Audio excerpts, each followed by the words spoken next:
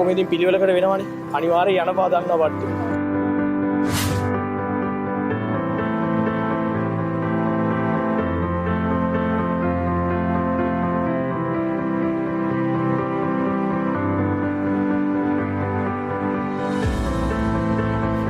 ජාතික තරුණ සේවා සභා පරිශ්‍රයේදී ලංකාවේ විවිධ ප්‍රදේශවලින් ආපු තරුණ තරුණියන් විශාල සංඛ්‍යාවක් මේ ආපදාවන්ට ලක් වෙලා තියෙන ජනතාවට සාහන සැලසීමෙන් කටයුතු කරනවා.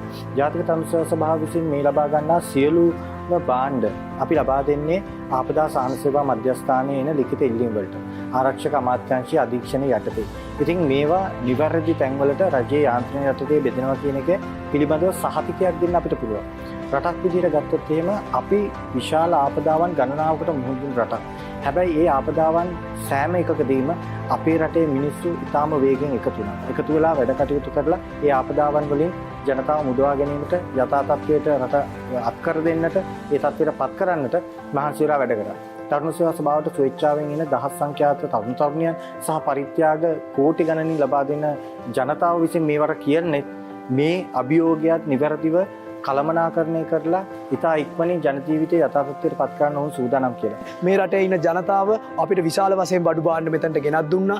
ඒ වගේම තමයි මේ බඩු භාණ්ඩ පැක් කරන්න, ඒ වගේම ඒවා ඩිස්ට්‍රිබියුට් කරන්න මේ රටේ ඉන්න කාරුණ්‍ය අපිට ගොඩක් උදව් වුණා. ගොඩක් මෙතනට එකතු වුණා. අපි කියනවා අනිවාර්යයෙන්ම අපි සංවිධානය වෙලා නිවැරදි විදියට ක්‍රියා කළොත් අපිට මේ අභියෝගය ජය ගන්න පුළුවන්. මට මාර සතුටුයි මට මගේ දායකත්වය මෙතන දෙන්න පුළුවන් වෙච්ච එක ගැන.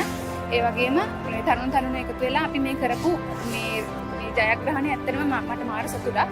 ඒ වගේම මට කියන්න තියෙන්නේ පුළුවන් හැමෝටම අපිට මොකක් හරි ප්‍රශ්නයක් ආවොත් එහෙම ඒ වගේම අභියෝගයක් ආවොත් එකමුතු වුණොත් අපිට කරන්න බැරි දෙයක් නැහැ කියන එක මෙතනින් තීන්දුව වුණා.